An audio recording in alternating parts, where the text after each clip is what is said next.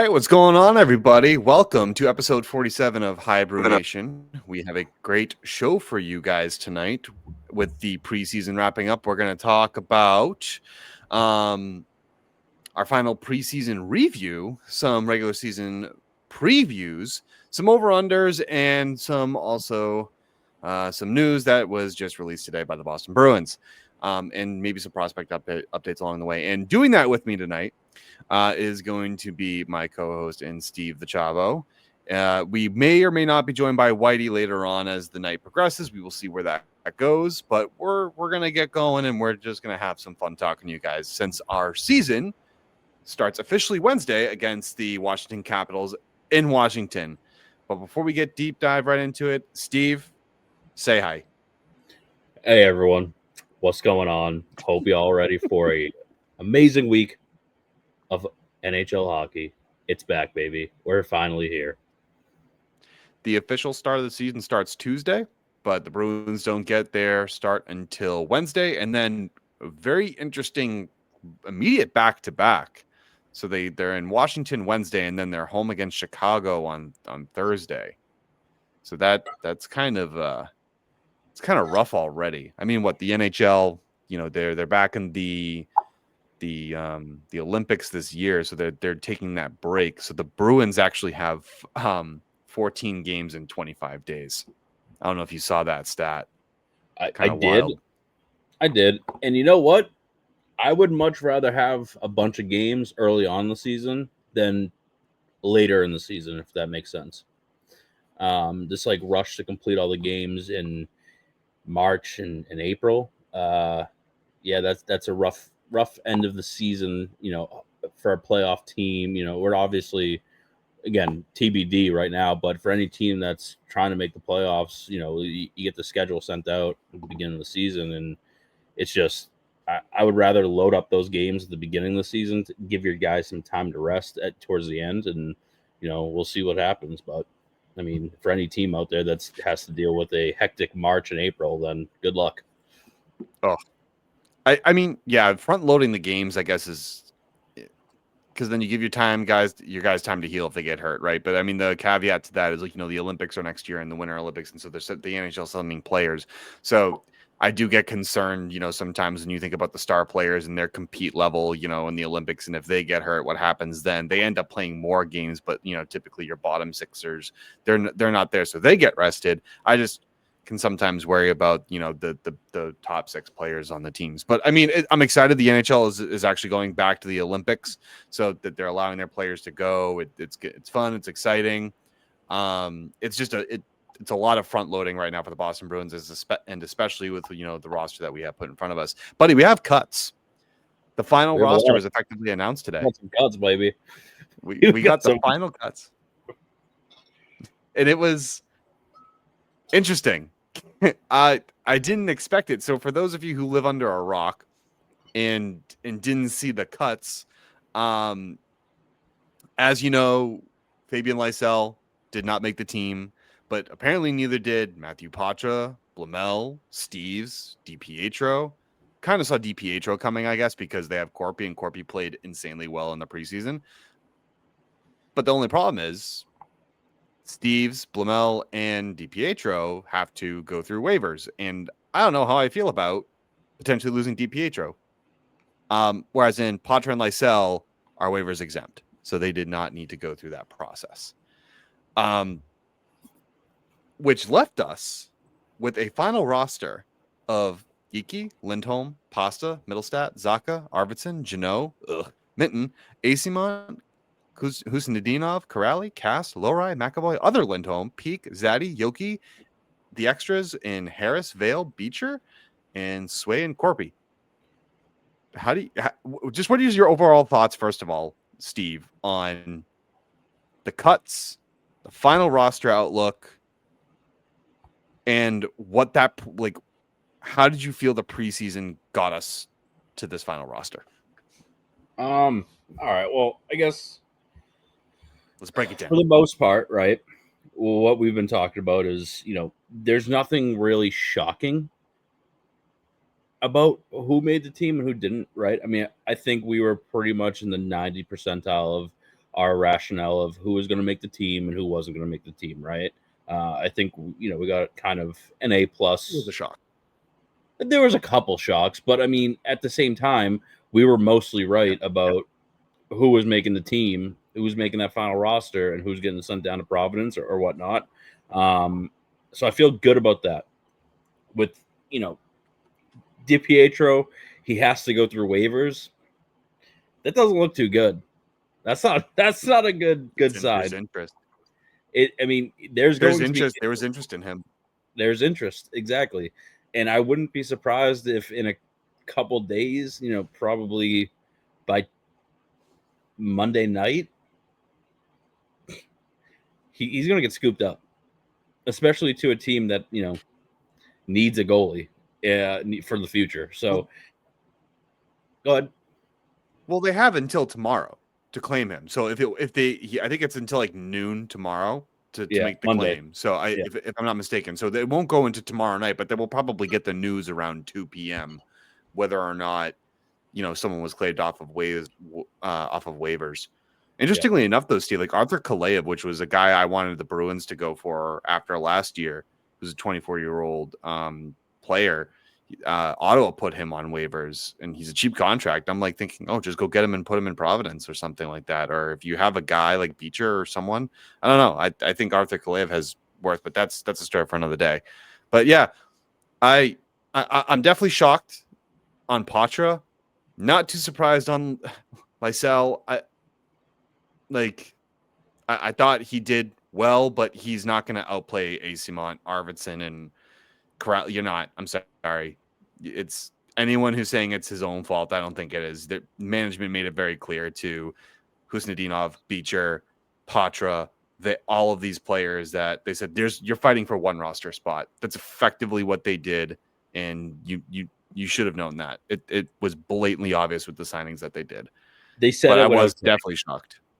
Yeah, they said it without saying it. And that's kind of you're putting your younger players in a tight spot, fighting for one roster spot, especially with again, like you just said, with all the guys that they signed for short-term contracts, couple years, right?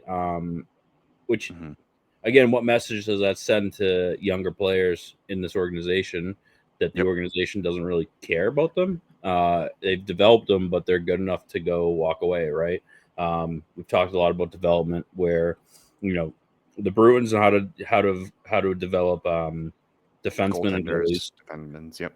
And you're going to put DiPietro on waivers. I mean, you kind of have to, right? I mean, just the way the contract works out. But again, it's hard with Korpisalo too, and that I'll defend that move.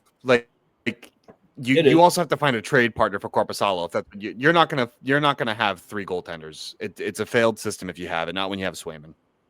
I agree, and to that point, I think your best move at that point is going to be trading Korpisalo. And I know that there's a few teams out there that do need, a number 2 goalie, number 1 goalie that Korpisalo could fill those shoes for the right team. But again, that's a management mistake there if you really wanted to keep DiPietro. But at the end of the day, you can't have really 3 goaltenders,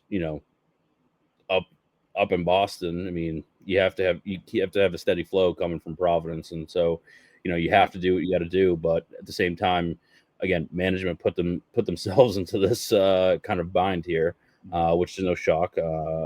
Bruins management does tend to put themselves into tough situations and tough spots, and navigating it is definitely not easy. I'm fine with Patra and Lysell spending 1 more year in Providence. It's not my gripe is not so much with not thinking that they can't benefit somewhat from Providence. I think Lysell does actually need time in the NHL because I think you develop players in 2 ways. You send them to they develop a bit in the NHL. I'm sorry, not the NHL. They're the American League affiliate, and then you also some players also need that development time in the NHL to be acclimated to that style. Lysell might be one of those players. It's happened historically. Some players do very well in the AHL, or do well enough in the AHL, and they say, okay, we're going to now develop you in the NHL. It's a two-step process. And what can irritate me is the excuse that certain fans or individuals like have touted at me, and he just goes, well, but what did he do to deserve it? And I said, I don't think we're at that stage, because I think you have a point on earning a roster spot on a cup contending team. That is when you can use that. That is when you can say this guy needs to do it because we're on the cusp of a championship. But when you're going to be probably at best, sixth, maybe fifth, if you're lucky, and I mean really lucky, and who knows, maybe the Bruins surprise you. I don't think you can use that excuse of just like, he needs to earn it. I just think you got to see what these kids have at that point, because you filled the roster with a bunch of bottom sixers. Yep. And you can't move Victor Arvidsson. So when someone tells me it's like, oh, he had to outbeat Victor Arvidsson for the second line right wing spot, I'm like, first of all, Victor Arvidsson has a no movement clause. So you can't even touch him without his consent. And per the NHL rules, you can't send him down to Providence.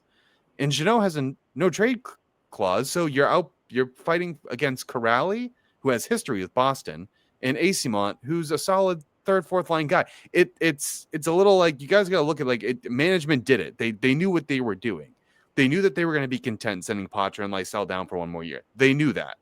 Yep. They had to have known that going in, which again, I'm fine with them spending another year down there if it means that they can grow. I just fear Lysell might not grow that much anymore, and you're going to run a potentially talented player out of Boston because of it. That's just my only gripe. Yep. With how they're handling that situation. Well, again, it comes back to management, right? Where the management comes out and signs a bunch of bottom sixers when you could easily fill in 2-3 slots of bottom sixers from your guys that you already have from Providence to give them the NHL experience. And like you said, right, you're realistically contending for 6th, 7th place in the division, right? At best, 5th if you get lucky, right, with some injuries. And obviously I'm not trying to wish any injuries on anybody, but injuries do happen. It's a physical game. It's hockey, right? Injuries do happen.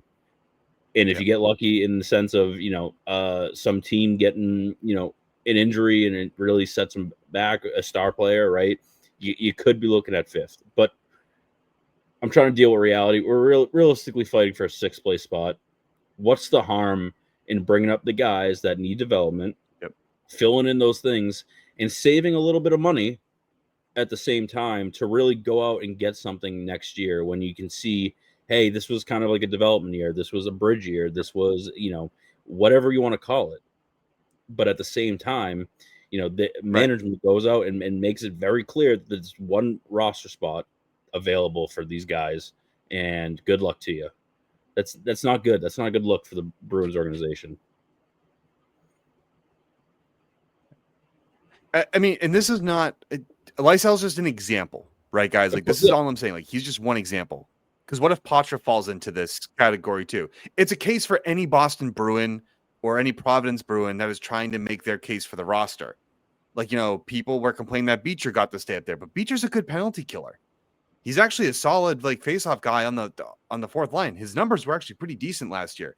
It's like, I wonder if it's because we're so used to winning that it becomes, and I mean winning in the sense of the Boston culture. You have the Red Sox, the Celtics, the Patriots, who just fucking murked. Well, I guess murked isn't the word, but we just beat the Bills. So fuck yeah, I'm riding that high. But it boggles my mind with sometimes when people just don't wonder what if they decide to leave? Because then, I was talking with someone, like, my fear is, what if Poitras falls into that category with Lysell or Merkulov or anything? It could be doubtful, but then some team scoops him up and then he goes and proves you wrong. Do you feel like a big jackass at that point? I just wonder. It's not just a case for Lysell. It's a case for any Providence Bruin who is trying to make a roster that is clearly not a playoff team, but we're going to sit here and pretend that we are. Now, I'll say this, Steve. The defensive structure of this team, solid. And it's different too. I wanted to touch on that Yeah. too, where they're running a different system, and you know what? Yep. I kind of dig it. I kind of dig what they're doing down there in the back end, and I'm actually looking forward to seeing how the Bruins D contributes this year and seeing what they can do. Just to touch that topic. Listen, Lowry McAvoy, Lowry needs to develop his defensive game a bit. That's fine. He's 24. He's got time. I'm not worried about it. But I don't hate Lindholm with peak. Like we saw. So, first of all, Bruins went 4-1-1 in the preseason. I'm taking that with a grain of salt, as we all should. But when they beat the Rangers in their last preseason game, that way you looked at that roster and you were like, okay, we're going to get a first glimpse of what this could look like. Yep. I actually really liked the defense. They didn't give much up in the way of high danger opportunities. I mean, Swayman also had to stand big, but I like the way the defense played. I think the offense needs work. Yep. They doubled our shots, or at least close to that. The shots are, I think, were 31-16, so we know that's going to still be a problem. And so it makes me wonder who else in Providence could have aided in that, because Tanner Jeannot, I don't think, is going to get a whole bunch of shots on net. Michael Eastmont will get a few, but that fourth line is going to be more of an identity line. Minton is going to, first of all, love Fraser Minton. Glad he made the team, because if he didn't, I would have rioted.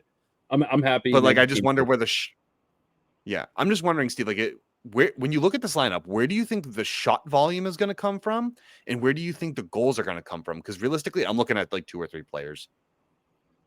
You're looking goals, at line, but for shots could come from anywhere. You're looking at line one. That's it, and like that's just calling it what it is, right? Like that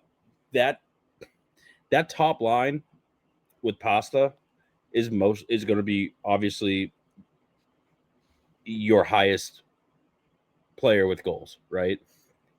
Again, Geeky gets shots. Geeky, you know what? I'm really happy with Geeky. He kept up with his game, and I don't think he's a fluke. Oh, he's playing with David Pastrnak. No, I think he's actually working hard out there, and I noticed his hard work out there on these games. I'm really happy that he's kind of stepping up and trying to be like a playmaker, I guess, but like he's just doing the basic things of, hey, let's get it into the zone. Let's go look for an opportunity. If not, get a shot on. Let's get a garbage goal, right? He's doing the right things, and I'm glad with that. And but again, it doesn't change my opinion of the shot totals are coming from your top line, and if for the grace of God, you get a lot of opportunities on the power play.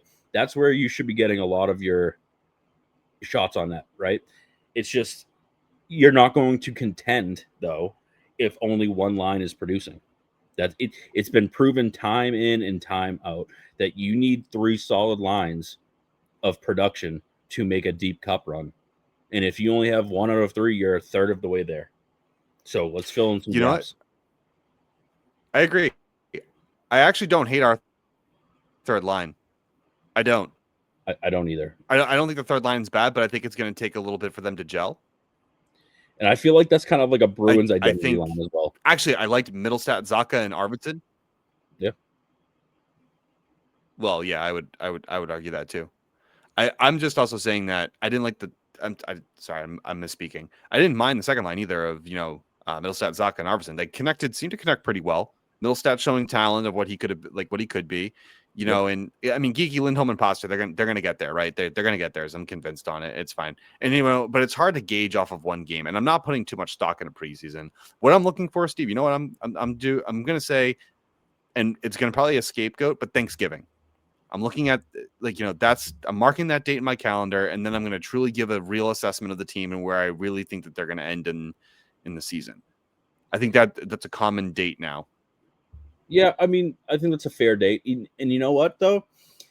I was listening to Andy Brickley, and the next time that we play the Rangers is Black Friday.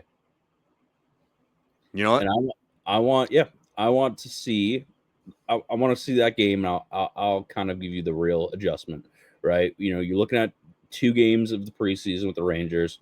And again, we're taking the preseason with a grain of salt, right? But those are the two.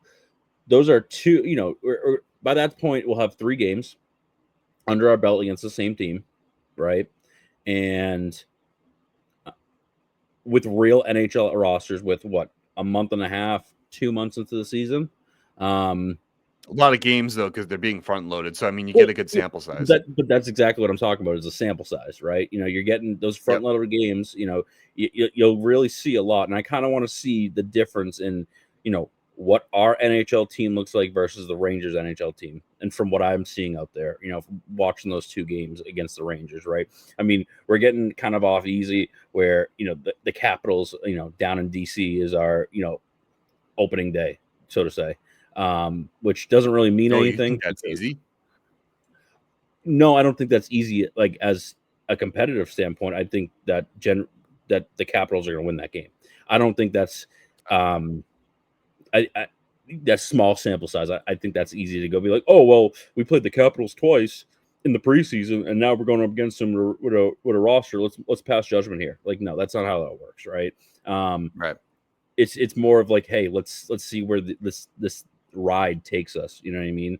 And I think you can't really do much off of, you know, a small sample size of 5, 10, 15 games. You really need to get into the meat and potatoes of things, and, you know, see what's working. And again, that's because of phrase.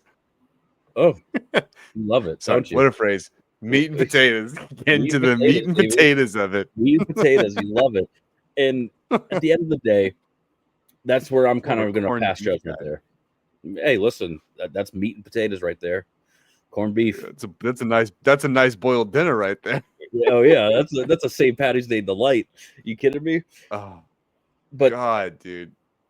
At the same time, it's like, I need to see the system, this defensive system, against different styles of offense, right? Yep. To pass judgment. I think they look good out there. I think their defense is kind of working. And, you know, a couple weeks ago we talked about, you know, players that we're on the lookout for to watch. And I said Swayman. Yep. And you know what? You just said it yourself. Swayman stood big out there in that last game. And you know what? That's what you pay a goalie over $8 million a season to do, okay? He looked like himself out there, and I'm actually happy about it. And you know what? I think he has confidence in the defense that they're going to do what they need to do. And I think that is actually aiding in his ability to stop the puck. The confidence boost. Just because I can't help myself with this, do you want to know who didn't stood on their head when they needed to? Who makes $12 million? Tell me. Shesterkin. Igor Shesterkin. This is why I'm sorry. I think goalies, you're right. They're a very important position, and they deserve to be paid reasonably. Not $12 million for a guy who can't go out and score. Sorry. Like, you know what I mean? I think Shesterkin's a great goaltender, but come on. How do you build around that? Well, it's the New York Rangers, and they're going to fuck up when they have the opportunity to fuck up. Chris Drury's going to fuck it up. Because that GM is probably nuking that locker room to have it. Yeah, they made JT Miller captain after his issues with Elias Peters. Yeah, that's going to be that. Can't wait to see how that unfolds. So that's what I mean. It's the New York Rangers are going to, you know, implode on themselves, right? This is our year, like Toronto. They say it every year. It's this is going to be it. This is it. This is our chance. And it's like, okay, cool. And you do dumb shit like naming JT Miller the captain of your franchise and paying Shesterkin $12 million to try to stop a puck. It's just the jokes write themselves.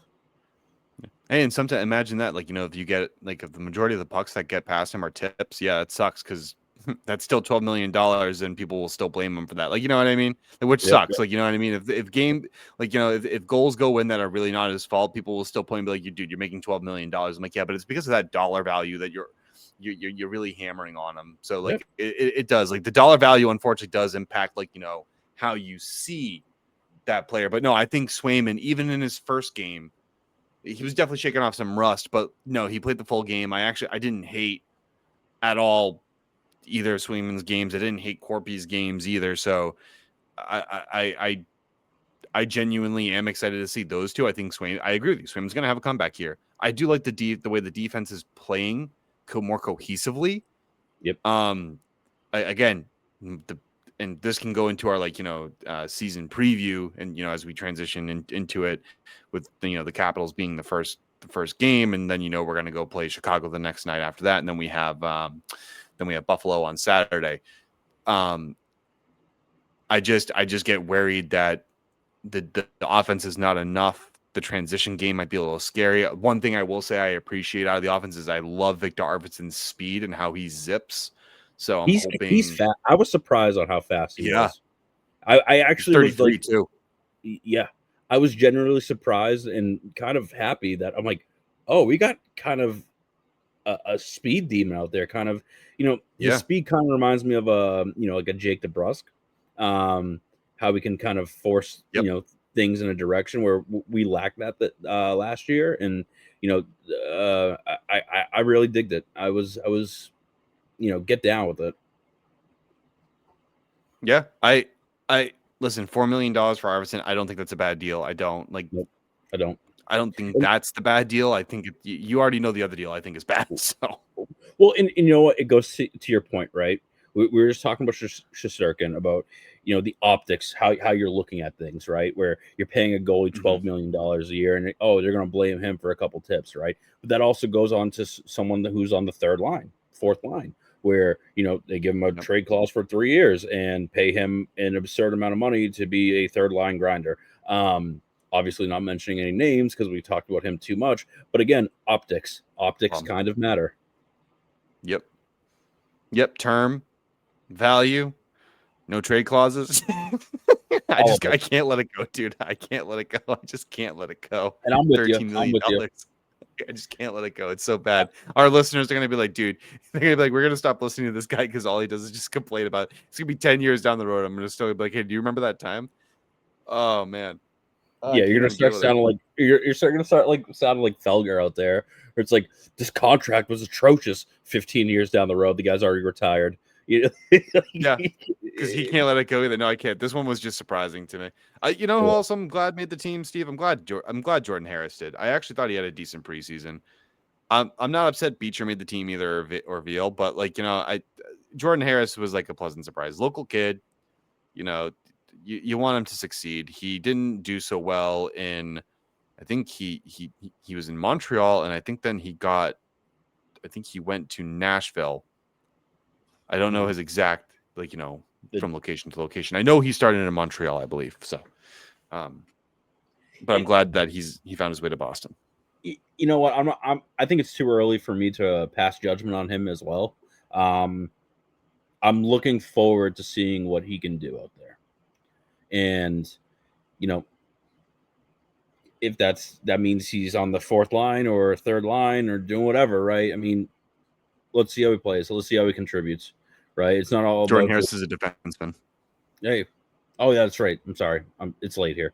Yeah. I'm out of it. Yeah, for those of you who don't know, we are recording super late because we wanted to watch the Pats game. So if we fumble on our words, give us a little bit of a break. It's like midnight. Yeah, so it's late. Give us a moment as we collect ourselves. Yeah, we still have to get up and work exactly in the morning. Exactly. So yeah, it's like we'll see what he does. Fair with us if we. Where do you think he fits in though?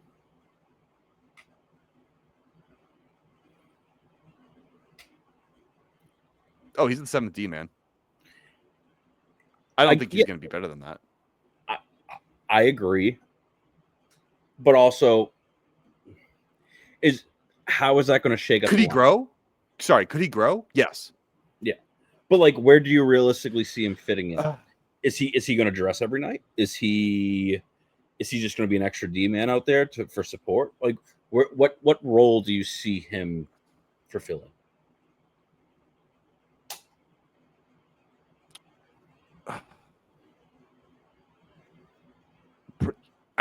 I could see him rotate in and out with Peak. That's where I would see him. I don't know though, because Peak is he's kind of established himself as that fourth D man. No, I don't know if he's the fourth D man, but they're definitely trying him with Lindholm, and I don't hate it. I don't hate it either. That's why I'm so, I guess confused is the right word that I'm looking for on why he would be that seventh guy that makes the team, right? What, Harris? Yeah. I mean, I like his style of play. I also could see him rotating out with Yoki Haru, See, but I'm that's also what hesitant to take Yoki. Sorry, say that again. I said I can kind of see him filling in for Yoki Haru. I could see him rotating out with Yoki. The only thing that scares the living shit out of me of doing that is taking Yoki Haru away from Zadorov. Like, because last season he was the best thing that ever happened to Zadorov. So I just hope that, like, you know, Harris is prepared to kind of prepare, or say, this is what I mean. Like, it's midnight and I'm already fumbling on some words, buddy. Like, this is where we are. This is the world that we live in. I'm in the Matrix. I had the blue pill, whatever the red pill. I don't even know what pill. I'm taking pills. So, like, and I'm going off on side tangents that mean absolutely freaking nothing. We're having a time. We're having a good time. We're having a good time. We're having a good time. I just hope he would be prepared for playing with a guy of Zadorov's caliber. Like, you know, he's big. Sometimes Zadorov pinches. So, like, you got to be, The and like I play said, if Zadorov's pinching, you better be already back at the other blue line, because when I see Zadorov pinching, sometimes it scares the ever living shit out of me. I agree. Because he's not a fast skater. It's not the fact that he's not a good hockey player. It's the fact that if he gets burned, I don't think he recovers as quickly as you would hope. That's the only thing. Yep. But no, I like Harris. I think you can definitely see him swap in and out with Peak or Yoki. It might be you're going to see a lot of matchup dependent things. I think, like, you know, with Beecher, you're probably going to see him in there because he's heavier than Husnudinov. So I think you'll probably see him in heavier matchups. You know, you're going to see some matchup dependent hockey. I think you might even see Lindholm back with McAvoy for some matchup dependent hockey, and then you'll see Peak and Lowry probably go down to the third pairing. You're probably going to see some jumbling there, but for the most part, the lines will be the same. That's what I think. That's fair. I think that's fair. Yeah, I think so. For the regular season predictions, let's talk about it, because we talked about the roster. We talked about our thoughts in the preseason about how, like, you know, the youngsters are once again going down to Providence, and hopefully next year the team is at a state where they can push harder for a roster spot. I will say this: I still think Patra and Lysell are going to make the roster eventually. It's just, when is that going to happen? I can't tell you.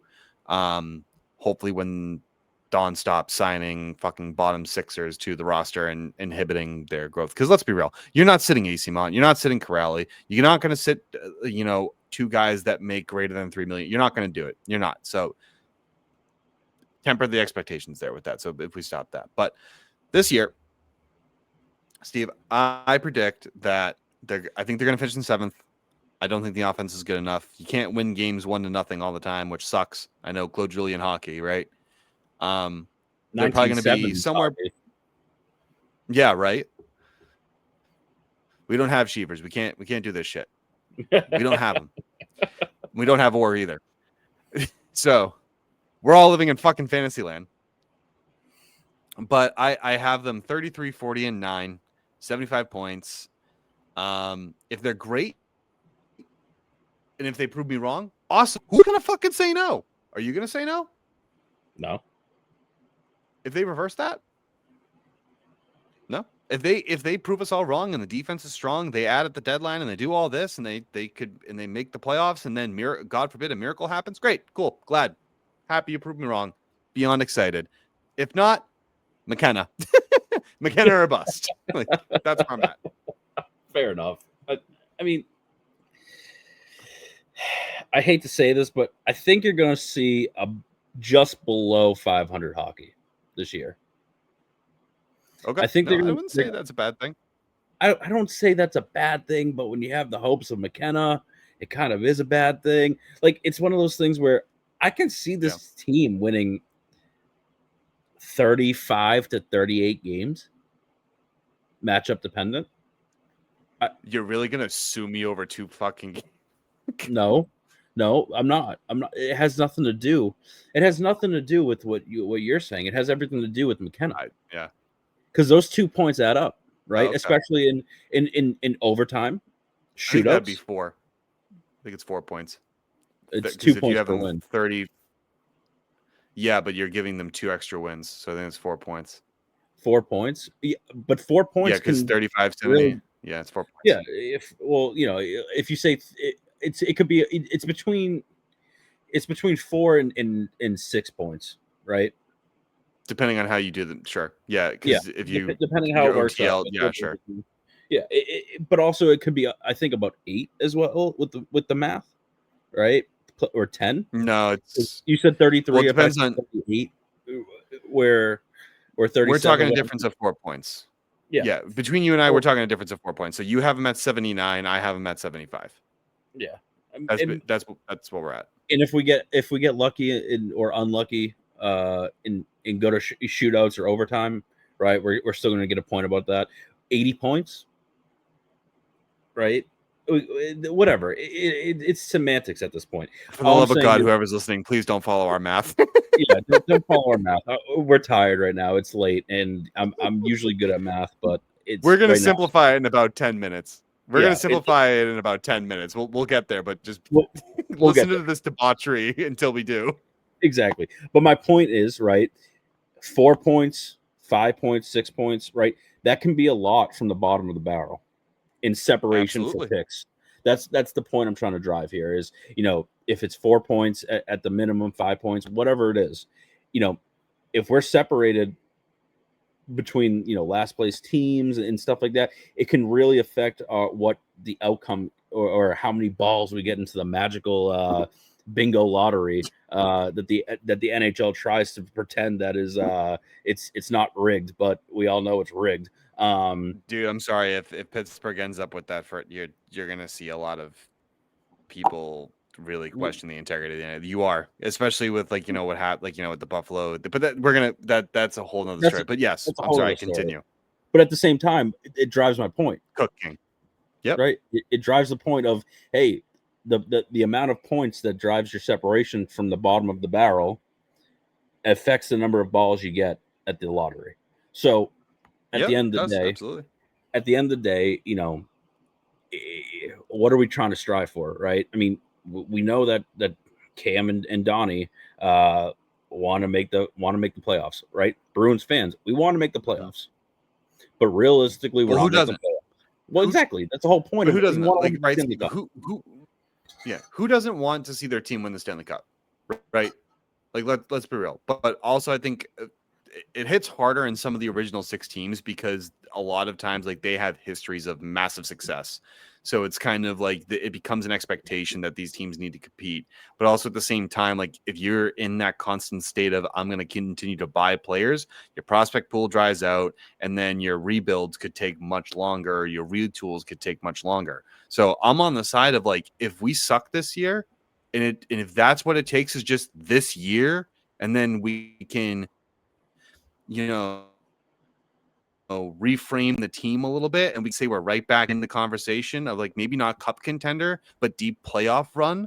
I'm there. I'd rather be there than continuously attempting to be something that we're not. Yeah. Yep. I get it. I mean, you want That the was just team a to win. silent nod in case anyone. Silent nods. Yes. I mean, no, Yeah, I you're do. right.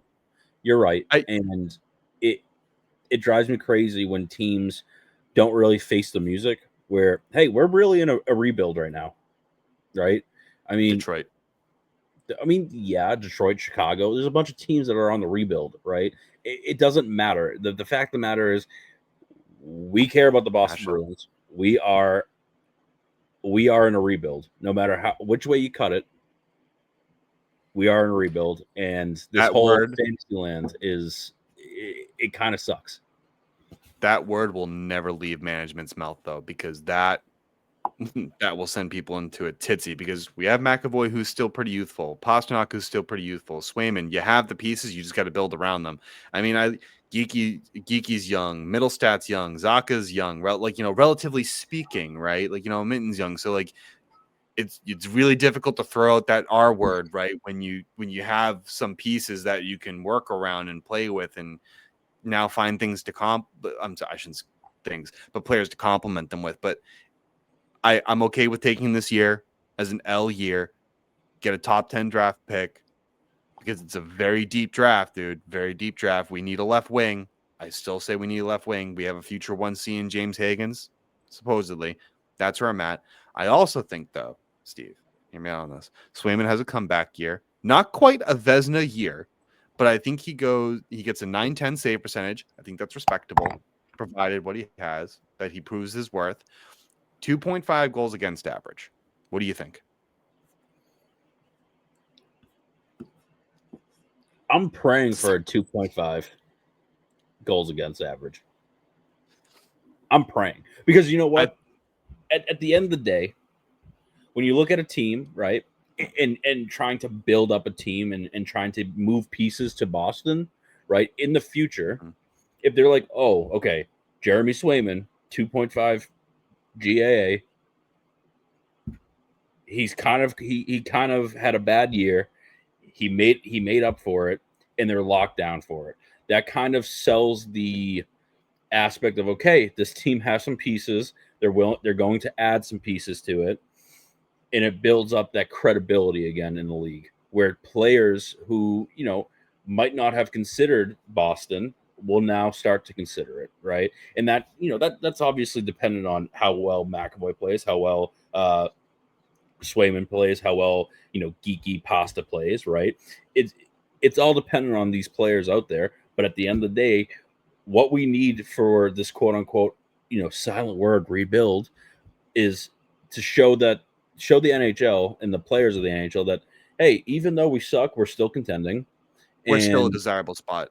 And we're still a desirable spot. Exactly. So you know what? If Swayman has a bad year like last year, that credibility goes out the window because you have him for so long, and that's a contract that most teams in the NHL will not pick up. So you're stuck with him, and that kind of gets you in the ball rolling downhill or uphill. I believe he has a no movement clause. I believe he does he has too. A no movement clause which is even worse for us. Yeah. If he has. Well, no, I don't think. Yeah, I don't think the issue is going to be with Swayman. I don't, but I think maybe a 2.5 is very generous. Maybe I'll take a 2.8. I will take a 2.8. I still think that's very much more improved than his 3.1. Like last season. So I'm just looking for improvement. That's it. That's all I want. Just to show that it's capable. Yeah, and I'm with you. Realistically, I'm looking at a 2.9. I think that's more realistic. Okay, I think that's fair. With kind of how the defense is structured, right? I think a 2.9 is kind of attainable, and it shows the progress. And you want your goalie to drop, right? Like you want the goals against average to drop, right? If it's 3.1 right now, 2.9 shows progress, right? I would say that's significant. That's significant. I would say it's significant too, right? It's just, yeah. I don't want to get the hopes up of people listening and kind of like sell it as something as that it's not, right? I just don't want to. I don't want to like oversell it, right? It's just temper the expectations with what's provided in front of us, right? Like that's what it is. Like don't. One thing I do want to say though, and like then I'll get to my next prediction. And then you can have your final closes with Swayman, and then we'll get to the next one. Is that everyone needs to look at the roster that's in front of them. And then if Swayman has a year where he still has a 9-10 save percentage, but then he still has a 3 goals against average, it's pretty good. That means he's facing a ton of shots. Yeah. Like that means he is facing massive amounts of shots. So that means the defense is not necessarily doing his job, and some stuff that's going in. Like, I just look at things holistically, like, time spent in the defensive zone, like, and things like that. Like, the goalies and people are not immune to fatigue. So it's just kind of like I encompass all of these things when looking at Swayman, especially in this kind of time. But, I'm not saying Swayman deserves a break every time, but if he lets in a soft goal, criticize him a bit too. But also keep in mind, if he's getting peppered every night by like 35 shots, law of averages says something's going in. So just that's where I'm going to be his staunchest defender. And if you spend more than half the game in the defensive zone, your goal is going to get worn out. Let's be real. If you're facing that, if the goalie has to stay focused that hard when a team can't get it out of their own end, that's fatigue, right? And that compounds over every game. It's 80. Is it 84 this year, or is that official? Or is that next year? 84 is going to start next year. Okay, so this year is the cap. This year is the cap rules. So the cap rules are going to carry over into the postseason.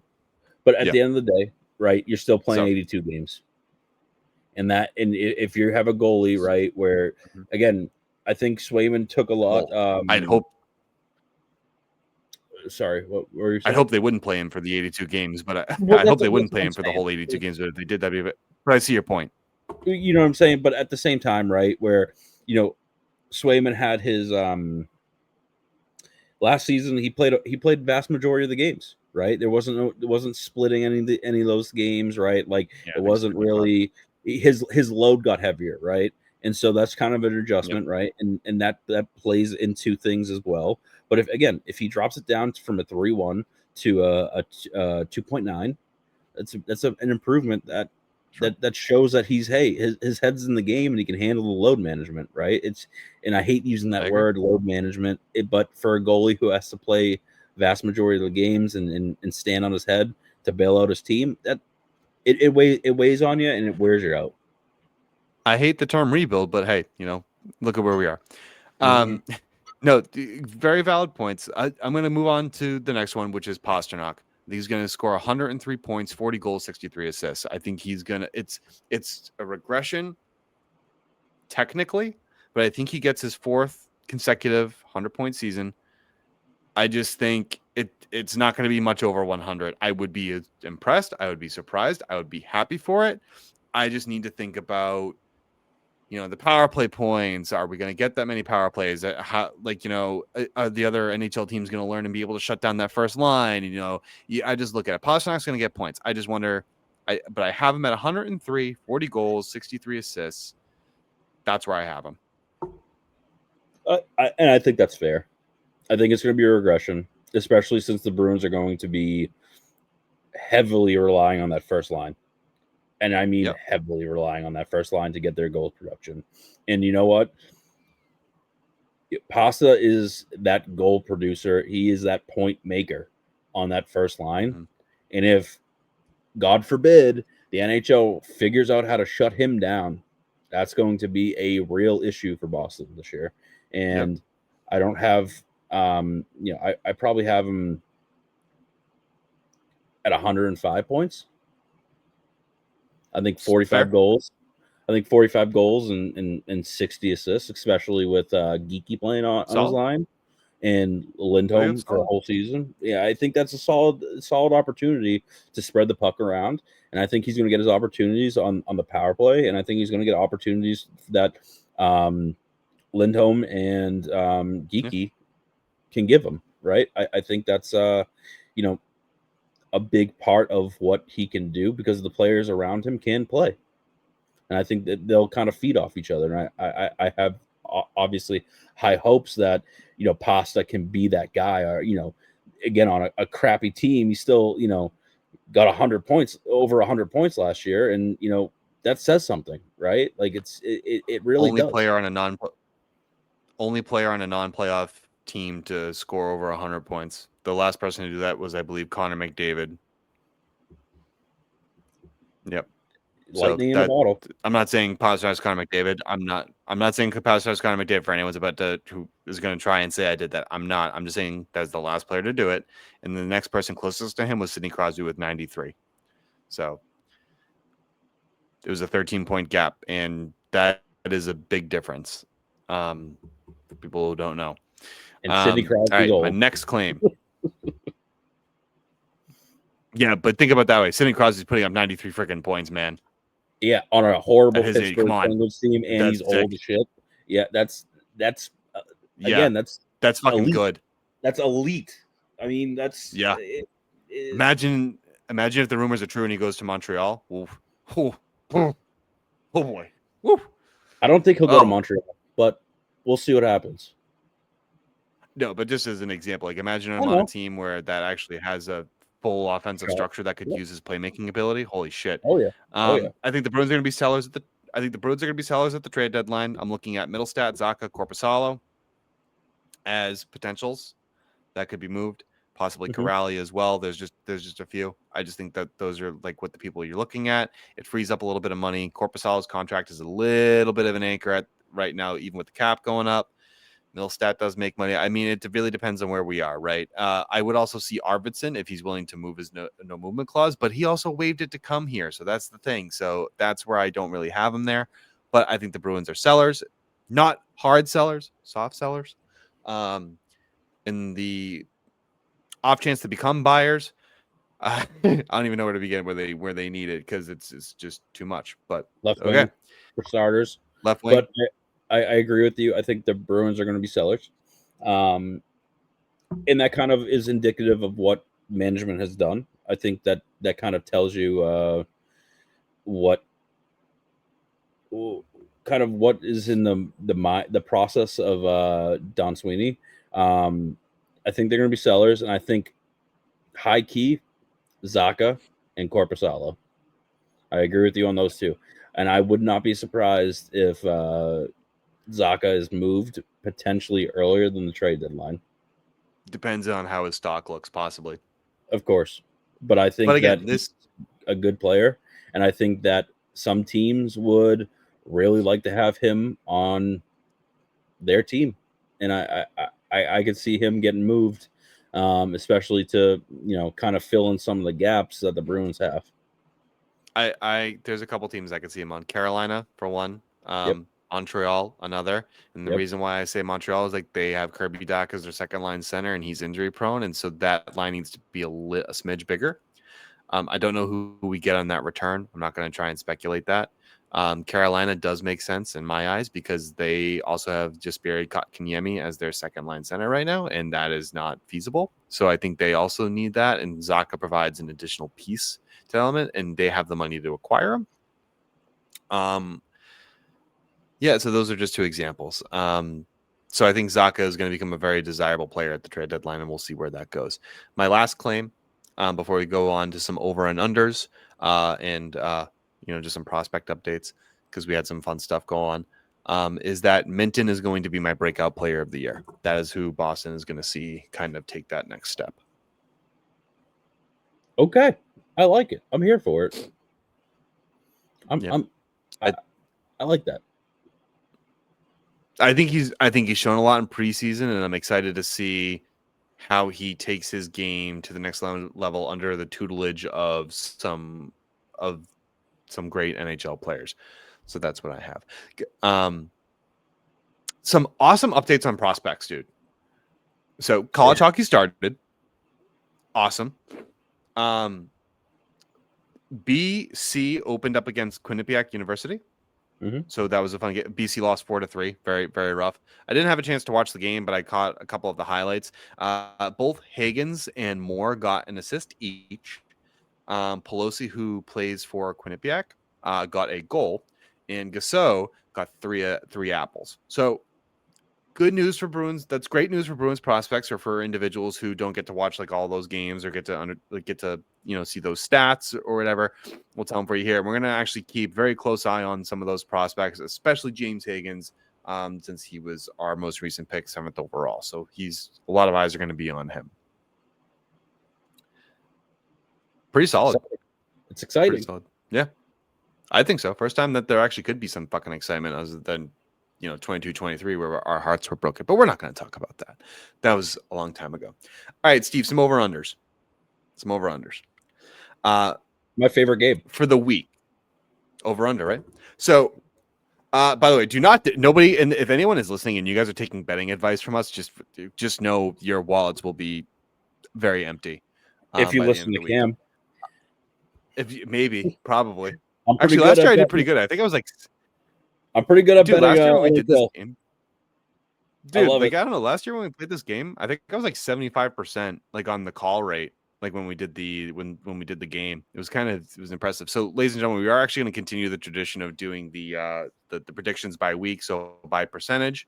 So it's just going to be wins or losses. An OTL and a shootout loss are the same. It's a loss. We're not going to try and do a point system based on that because we figured there'll be enough separation because of the percentage based system that we're going to run with. So, but we're also going to include this over under piece to it too. So this week, for points, we have 3 games. As we mentioned previously, it's going to be Capitals on Wednesday, Chicago at Boston on Thursday, and I believe the Sabres come to town. The Sabres do come to town on Saturday. So I have the over under on this week at 2.5 points. Steve, what do you think? Over. Cool. We'll get to your predictions in a moment. And for the season, just because this is the season prediction video, and it's about to get real, dude, as the title would suggest. Yeah, I have it at over under 6.5 points. Last year they scored 76. What do you think? Can you rephrase that for me? It kind of cut out for me.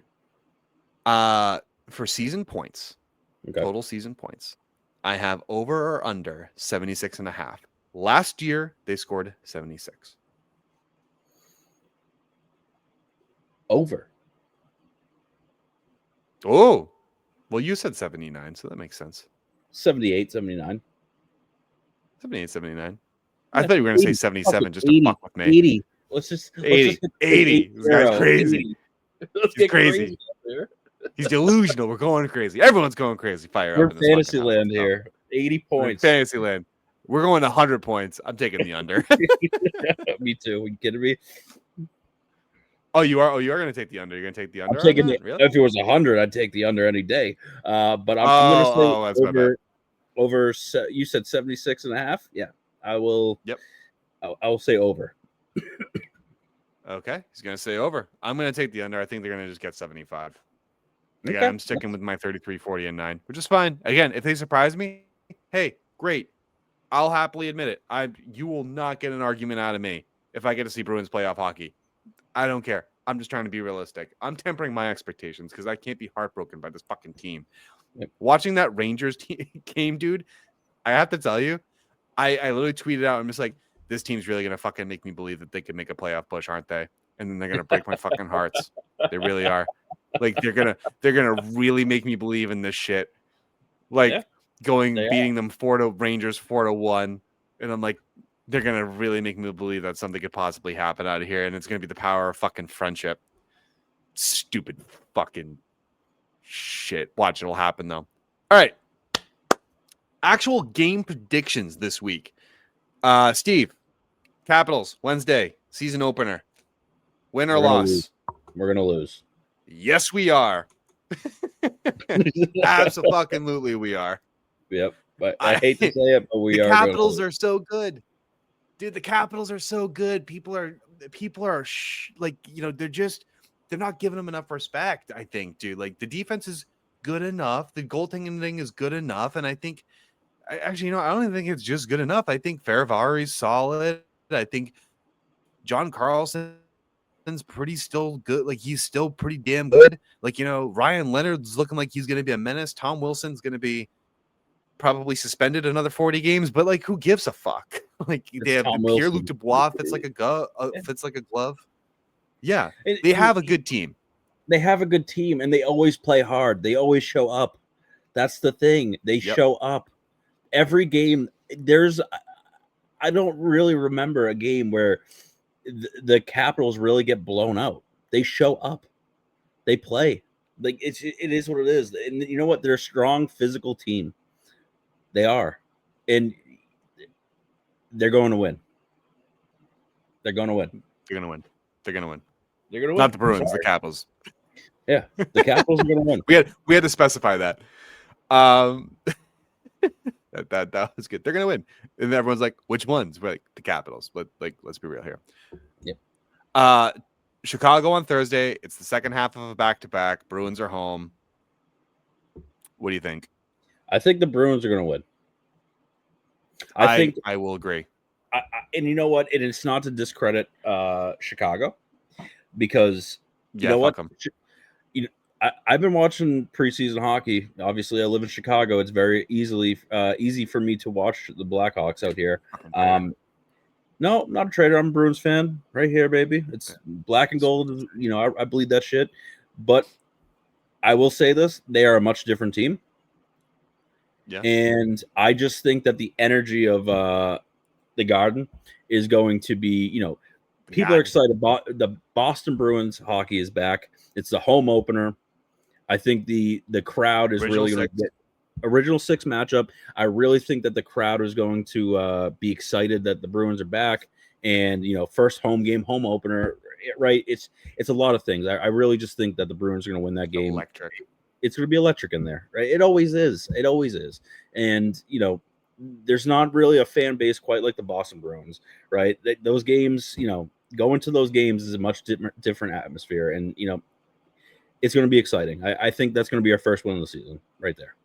You know what sucks on Thursday for the home opener? I have a beer league game, 8:00. Sucks. Great. Like I'm gonna miss that, and it's gonna be bad. No, I like the Blackhawks. I like what they're doing. I think they're finally actually surrounding Connor Bedard with some form of talent, and they're starting to piece together what a team is going to look like. They got Spencer Knight. They just signed Matt Grzelcyk. Look, but I think they still have issues on the defensive end. Like they just sent Korchinski down. Levchinov looks like he's going to be pretty solid. They still have, I believe, Vlasic. So if I'm not mistaken, I think that's who they have. I could be wrong, but and you know what? They got some speed. But they got some speed. They do. Those guys, and you got to keep going. Listen, I know people are shitting on Connor Bedard, but you got to respect that man. His shot is quick, and he'll release it quick. So I'm the captain of team. Let's talk shit about Connor Bedard, okay?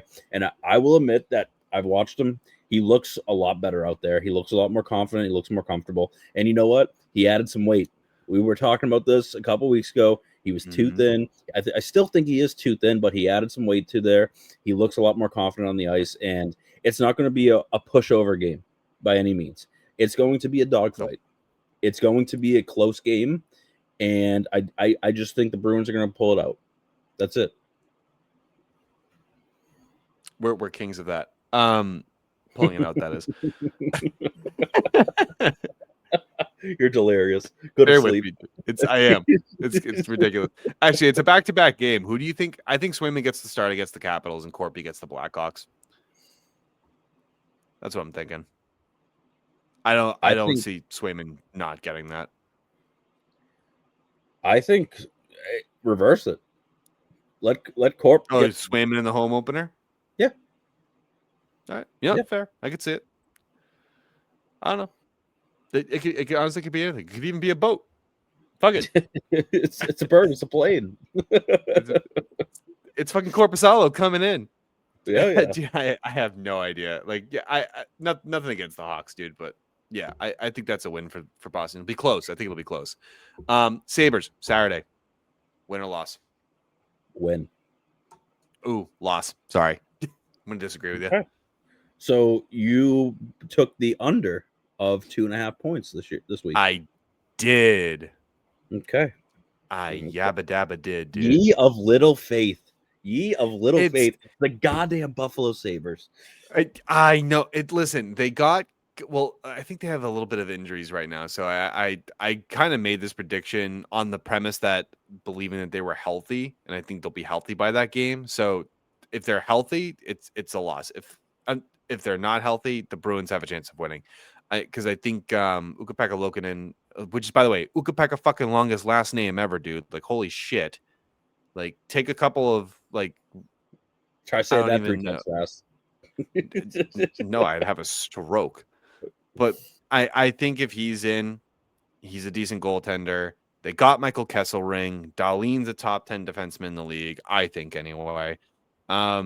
Owen Power is good. Bo Byram, like their defense is just really solid, and it matches Boston, like, player for player, I would argue. So it's going to be a tough fight, and it's going to come down to the offensive battle and potentially even the goaltending battle. So it's kind of like, but I definitely think Buffalo offensively is more talented than Boston.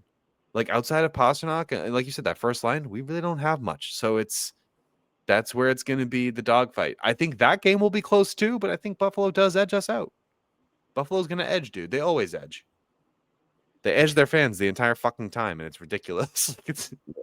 They do. I mean, terrorist organization. I generally think that when it comes to the Buffalo Sabres, they don't know what the fuck is up and what the fuck is down.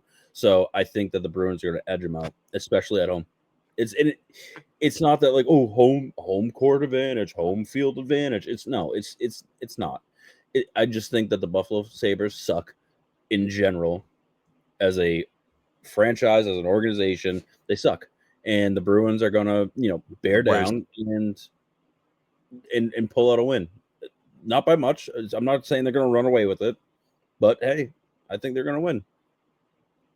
I don't think there's a single game this year, unless it's the San Jose Sharks, where I think the Bruins could confidently, or Nashville, if I'm going to be honest with you, because I don't know what's going on down there either. But I think those two teams, I think, are the only teams that I really can take a look at and be like, yeah, we could probably Henny dick you, but it's still going to be close. I don't think we're going to Henny dick any team this year. I think if we're going to win by a goal, maybe 2 goals. I think this season is going to be a grit season, and they're going to have to pull out wins by a goal. Like, I think it's going to be that type of season. Oh, it's just Claude Julien hockey is back, baby. Like, fuck. Don't you love it? Don't you love it? Didn't Claude Julien hockey win us a Stanley Cup in 2011? Oh, come on. Yeah, but the 2011 team was a good team. Don't you dare compare this shit bucket of a roster that we have to the 2011 team. That was at least a good team. This is a compilation I'm not comparing this team with 2011's team. I'm talking about Claude Julien hockey style. Okay, that's what I'm saying. That's all. That's all I wanted to bring out to attention was, hey, Claude Julien 1-0. And you know what? Isn't Claude Julien down in St. Louis assisting Monty? I think so, yeah. Yeah, I think so. Yeah, I think so. Oh, fuck me. That's 2 Bruins coaches. I don't want to even talk about it. I'm too tired for this shit. I can't even do that. I gotta get us out of here. We gotta get out of here. We gotta go. We gotta run. Holy crap! I'm going crazy. I got work in the morning, Steve. I don't even know what's going on, dude. This is fucking nuts. Bruins cup's back on. Fuck it. Cup is back on. We're going 82-0. You're getting a little too world crazy. Delusion. I am getting a little too crazy. I need to go to bed. All right. No. All right. And since Whitey's not here, we're making his predictions for him. Straight losses. Straight 3 losses. Don't even care. So he couldn't unfortunately make it for reasons unknown to us. So he just gets shit end of the stick, and he gets 3 straight losses. All right, guys, that's gonna do it for episode 47. We may do a live show for you guys on Wednesday at 7:30 against the Capitals. So come and join us and talk with us. If we do decide to do that, we'll put it out on the Twitter. We'll give you guys some notifications, let you guys know if we're going to do that. But until then, that was episode 47. Don't forget to check us out on don'tpuckwithmedia.com. Subscribe to our YouTube channel. Follow us on Twitter.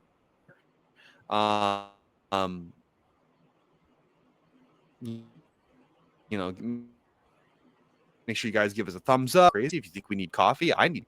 Yeah. And until then, guys, we'll see you. Hockey's back, baby. Bruins hockey is back, and we're fucking as delusional as ever. Right, Steve? Right. Fuck yeah. All right. Have a good night, everybody. Peace out and go Bruins.